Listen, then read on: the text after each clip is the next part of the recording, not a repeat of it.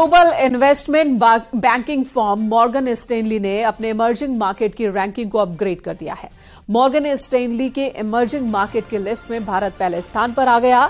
Morgan Stanley ने चीन की रेटिंग घटा दी है। ब्रोकरेज फर्म मॉर्गन स्टैनली ने भारत के बाजार पर अपने आउटलुक को बढ़ाकर ओवरवेट कर दिया है, जबकि चीन पर आउटलुक डाउनग्रेड कर इक्वल वेट कर दिया।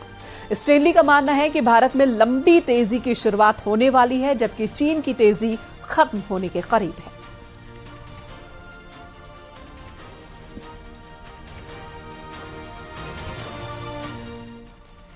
है। देहरादून में इन दिनों हिंदू संगठन से जुड़े लोगों में जमकर गुस्सा देखने को मिल रहा है और ये आक्रोश मसूरी देहरादून डेवलपमेंट अथॉरिटी के खिलाफ है। आखिर क्या है मामला, देखिए ये रिपोर्ट।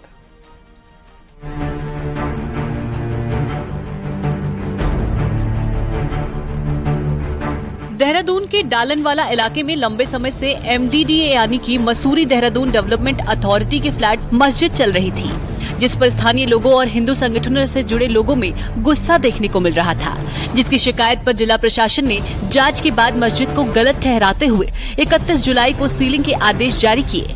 इस आदेश के खिलाफ MDDA ने रविवार को एक आदेश जारी कर दिया, जिससे मस्जिद की सीलिंग की कार्रवाई रोकनी पड़ी।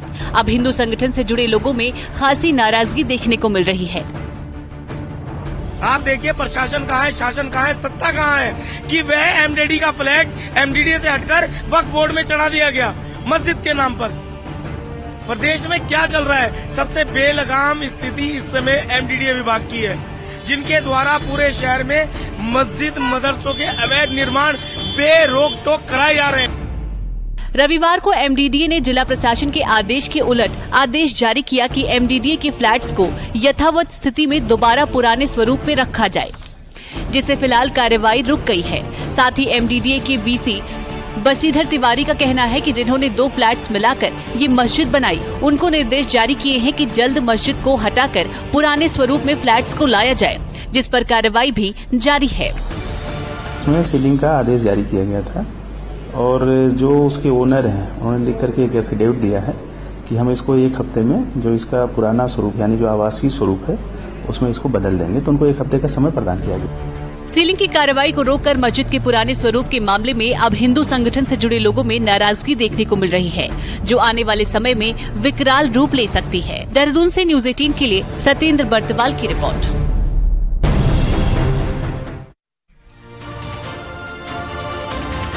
इधर नेपाल बॉर्डर पर भारतीय कारोबार को अब खासा नुकसान हो सकता है। असल में नेपाल ने भारत से आयात होने वाले सामान पर टैक्स बढ़ा दिया है। टैक्स बढ़ने से जहां नेपाल के लोग भारत से कम खरीदारी करने को मजबूर होंगे, वहीं भारतीय बाजारों पर भी संकट बढ़ेगा।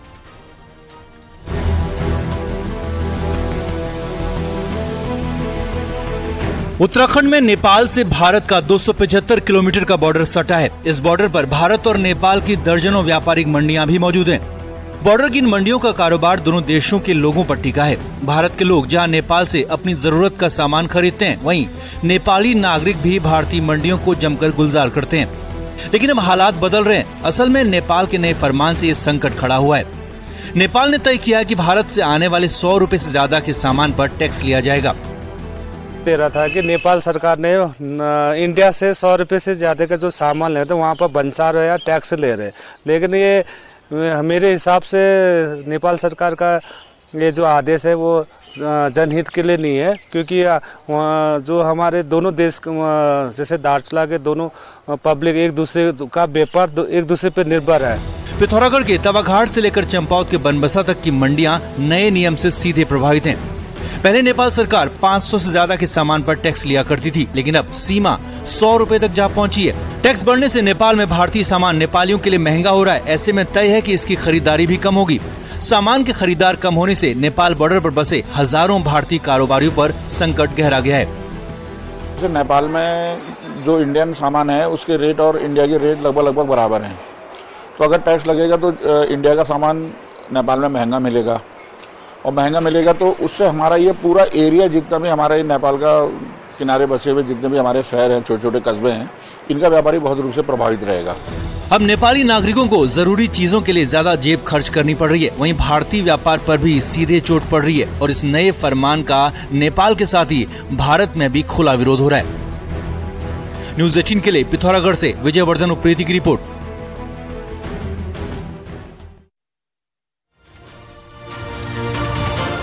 जुलाई के बाद अगस्त में भी आसमान से आफत जोर से बरस रही है। यूपी के कई जिलों में बाढ़ जैसे हालात बन गए हैं। आपको दिखाते हैं इसी पर एक रिपोर्ट।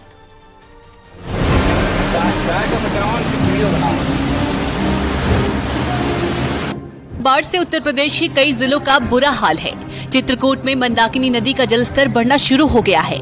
तस्वीरों में देखा जा सकता है कि इसके चलते मंदाकिनी किनारे बने सभी घाट पूरी तरह से जलमग्न हो गए हैं। रामघाट के पास सभी दुकानें जलमग्न हो गई हैं। ऐसे में दुकानदार अपनी दुकानों का सामान निकालकर सुरक्षित जगहों पर पहुंच रहे हैं। आरोग्य धाम में जलस्तर बढ़ने से दोनों तरफ लोग फंस गए हैं। पानी कम हो रहा है और सामान खराब नहीं हो रहा है और सब लोग मना कर दिया है, कोई आदमी नहाएगा नहीं। अभी मैं नाव से अंदर भ्रमण करके आ रहा हूँ। जौनपुर में शारदा नदी की सहायक नहर कटने से गांव में पानी घुस गया। नहर टूटने से सैकड़ों बीघा फसल जलमग्न हो गई। पानी गांव के रिहायशी इलाकों तक भी पहुंच गया है। हर तरफ पानी पानी दिख रहा है। नहर कटने के बाद लोगों ने सिंचाई विभाग को सूचना दी। अधिकारी तो छोड़िए, कोई कर्मचारी भी मौके पर नहीं पहुंचा। गांव में पानी भरने से लोगों को दिक्कतें पेश आ रही हैं।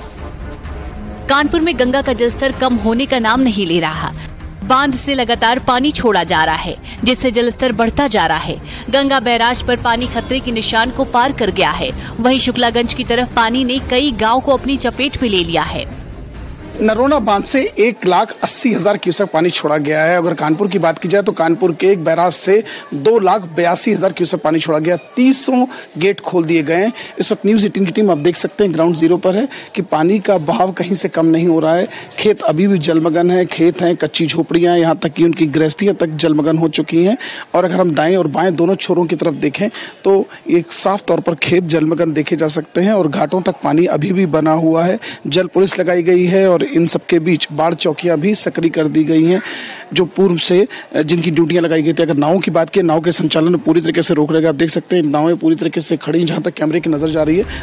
वहीं उत्तराखंड में ऋषिकेश के चीला मार्ग की बीन नदी बारिश की वजह से उफान पर है। बाइक सवार 2 लोग नदी पार कर रहे थे, लेकिन अचानक नदी का पानी इतना बढ़ गया और दोनों लहरों के बीच फंस गए। सूचना मिलने पर SDRF की टीम पहुंची और दोनों को बचा लिया गया।